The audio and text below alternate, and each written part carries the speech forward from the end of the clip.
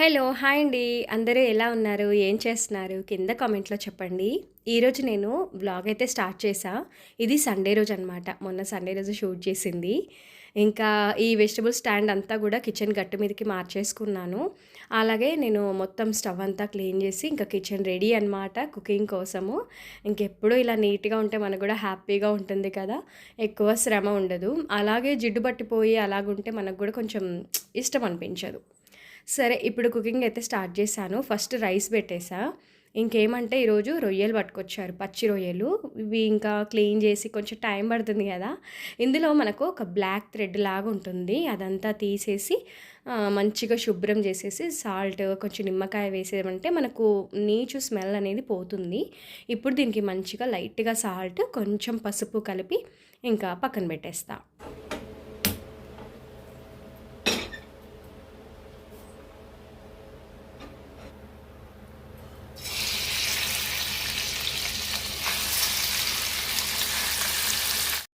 ఇక్కడ నేను కడాయిలో కొంచెం ఆయిల్ వేసేసి ఈ రొయ్యలన్నింటినీ కొంచెం లైట్‌గా వేపుకుంటున్నాను. చిన్న మంట మీద చేసుకుంటే సరిపోతుంది. ఆల్రెడీ మనకు ఇందులోంచి వాటర్ రిలీజ్ అవుతాయి. ఆ వాటర్ అంతా ఎగిరిపోయి ఆ ముక్కలల్లా కుక్ అయ్యేంత వరకు ఇలా కలుపుకుంటూనే ఉంటాను. ఇంకా తర్వాత వీటిని పక్కకు తీసేసి మళ్ళీ కుకింగ్ అనేది స్టార్ట్ చేసేద్దాం.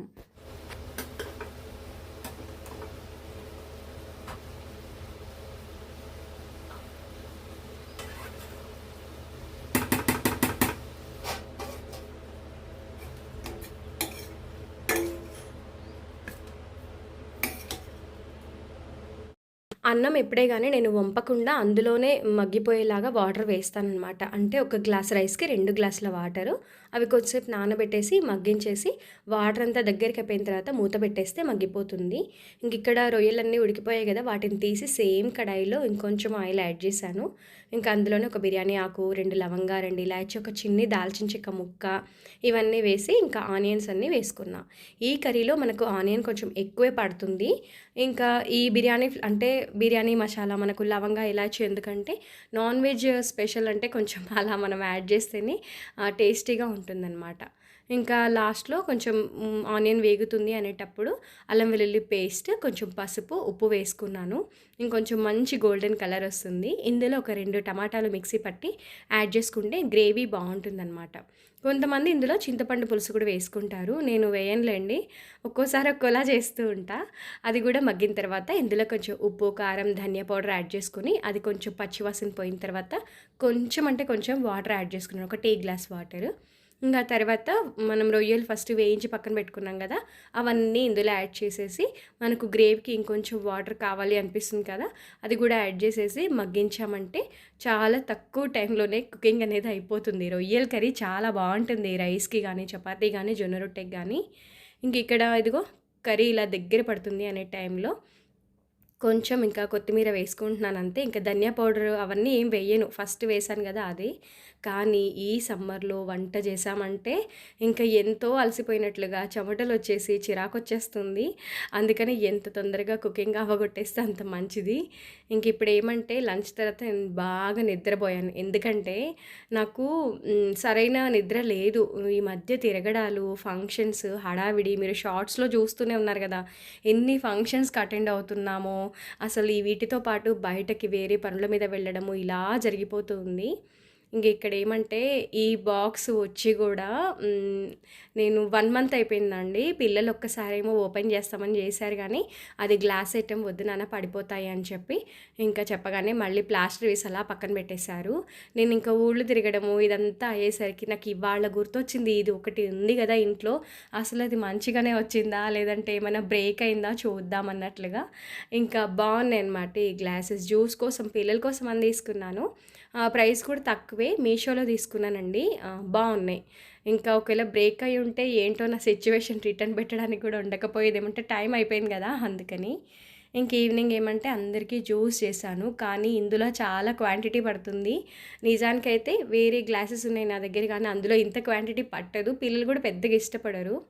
ఇంకా ఐస్ ఎవరికైతే కావాలో వాళ్ళకి మాత్రమే. మా చిన్నోడికి వెయ్యను. వాడికి నాకు సేమ్ అనమాట.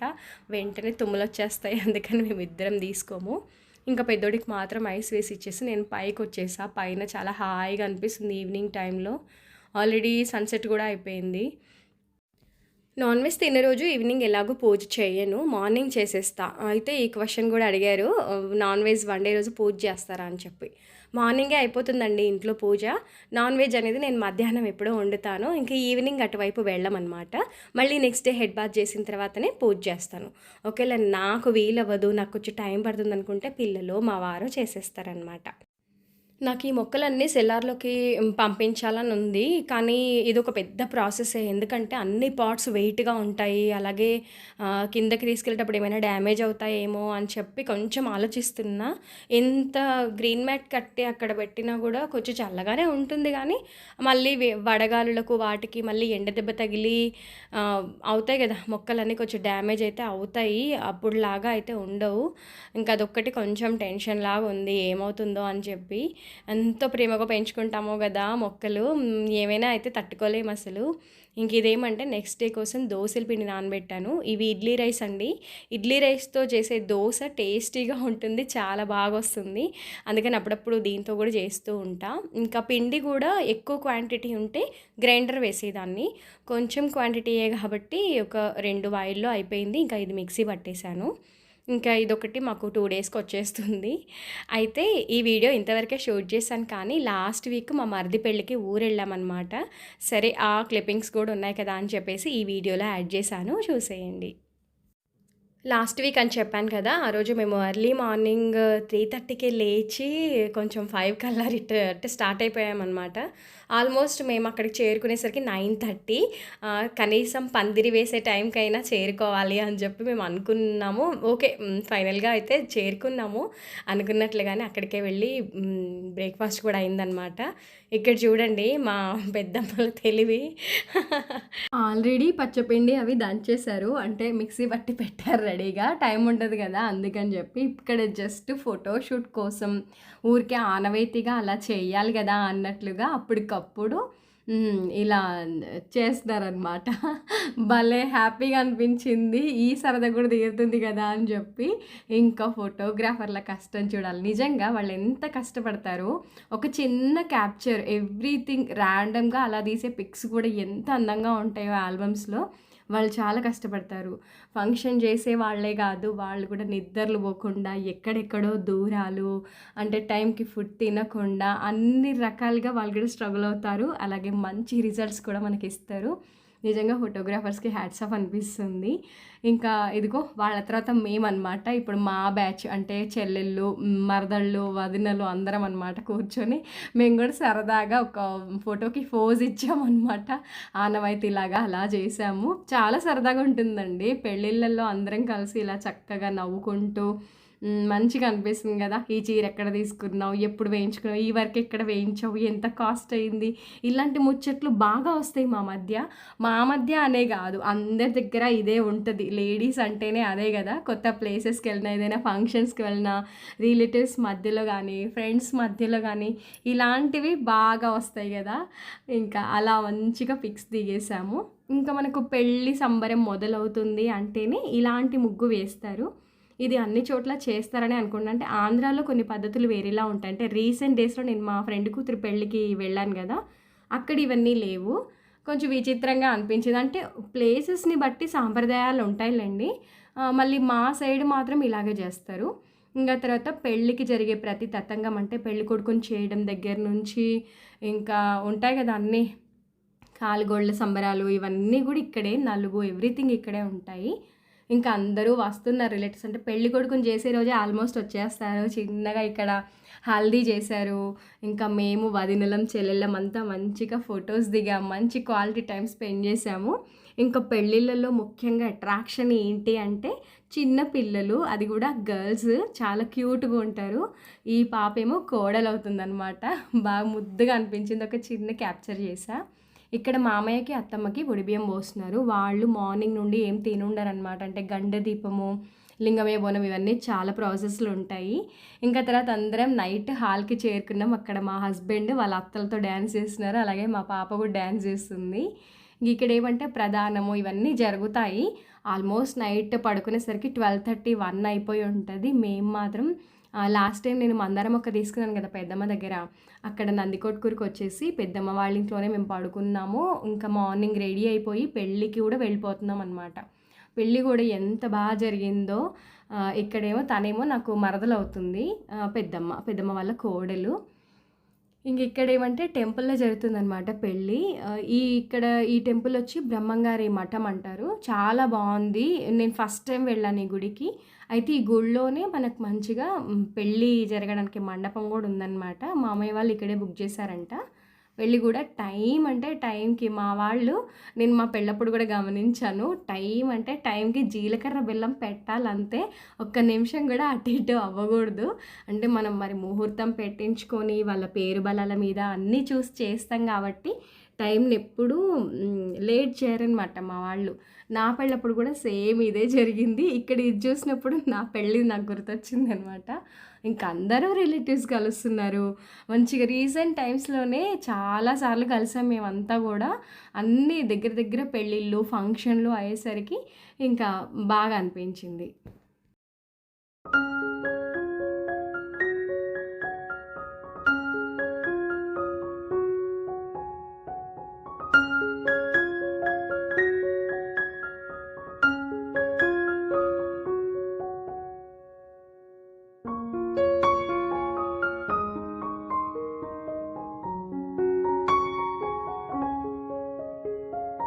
ఇక్కడ నూతన వధూవరులనైతే ఆశీర్వదిద్దాము.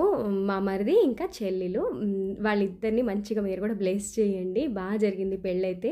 టైంకి ముహూర్తంకి జరిగిందనమాట. మేము ఇక్కడ లంచ్ చేసేసి ఇంకా పక్కనే తర్తూరు అనమాట. తర్తూరులో తిరునాళ్ళు జరుగుతున్నాయి. రంగనాథ స్వామి కళ్యాణము ఇవన్నీ కూడా జరుగుంటాయన్నమాట. మేము ఇక్కడికి రావాలి అని అస్సలు అనుకోలేదు. రీజన్ ఏంటి, మేము ఎందుకొచ్చామంటే, యాక్చువల్‌గా మేము నందికొట్కూరుకి మళ్ళాల్సిన రోడ్ కాకుండా ముందుకొచ్చేసాము. టర్న్ చేసినప్పుడు మనకు లెఫ్ట్ సైడ్‌లోనే తర్తూరు తిరణాలని ఇలా కనబడింది. ఏంటి మనం ఇక్కడికొచ్చి అసలు తిరణాలని కూడా మాకు ఐడియా లేదు. మా ఊరిదంటే ఐడియా ఉంటుంది గానీ ఇది తెలియదు గదా! సరే ఇంకా అనుకోకుండా స్వామి ఎందుకో ఇక్కడ రప్పించుకున్నారు. వెళ్ళేటప్పుడు దర్శనం చేసుకొని వెళ్దాము అని చెప్పి వెళ్ళామనమాట. పెళ్ళవ్వగానే ఇంక అందరికీ చెప్పేసి, యాక్చువల్‌గా చెప్పాను కదా ఇంతకు ముందు కూడా మా పెళ్ళిళ్ళలో వెజ్జే ఉంటుందండి. నాన్ వెజ్ పెట్టరు. ఇంకా సరే ఇంకా ఇక్కడ స్వామి దర్శనం చేసుకుందామని వచ్చాము. ఇక్కడ ఏమేమి జరుగుతాయంటే ఫస్ట్ కళ్యాణము, రథోత్సవము, పార్వాట ఇవన్నీ ఉంటాయన్నమాట. ఆల్రెడీ కళ్యాణం, రథం లాగడము, పార్వాట ఇవన్నీ అయిపోయాయంట ఒక 2 డేస్ బిఫోరే. సరే స్వామి దర్శనం అయితే చేద్దాం అనుకొని ఇక్కడొచ్చేసాము. ఇదిగో స్వామివారిని ఇక్కడ గుర్రం, ఏనుగుల మీద దీని మీదనే ఊరేగిస్తారనమాట. ఇక్కడ గుళ్ళల్లో ఇలాగ పెడతారు. మా ఊళ్ళో కూడా సేమ్ ఇలాగ పెడతారనమాట. ఎంత బాగా అలంకరించారో. ఇప్పుడే ఇలా ఉందంటే స్టార్టింగ్ టైంలో, తిరునాళ్ళ టైంలో ఇంకెంత బాగుండిందో అసలు.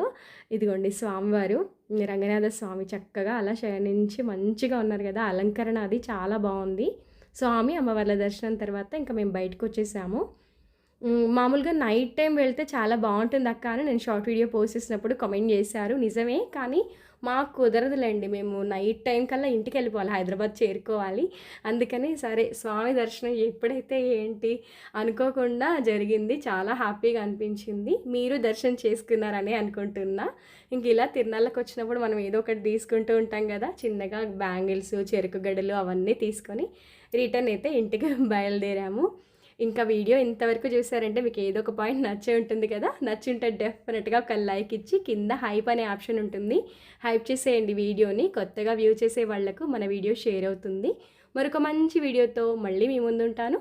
అంతవరకు సెలవు. బాయ్ అండి. Thank you for watching.